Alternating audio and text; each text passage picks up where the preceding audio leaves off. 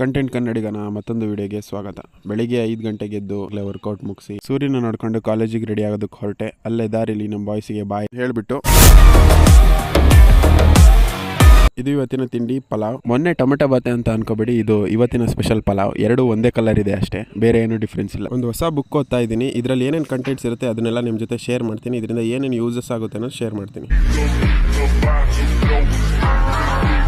Class ಮುಗಿಸ್ಕೊಂಡು ನಮ್ಮ ನಡೆ ಹಾಸ್ಟೆಲ್ ಕಡೆ.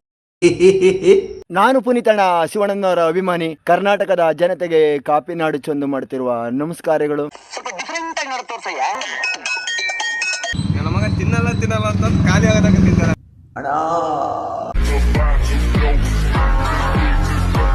ಇದು ಇವತ್ತಿನ ಮಧ್ಯಾಹ್ನದ ಹಾಸ್ಟೆಲ್ ಊಟ. ಮುದ್ದೆ ತಿನ್ನಿ, ನಿದ್ದೆ ಮಾಡದಿರಿ. ಸಂಜೆ ಕ್ರಿಕೆಟ್ ಆಡೋಣ ಅಂತ ಹೊರಟ್ವಿ.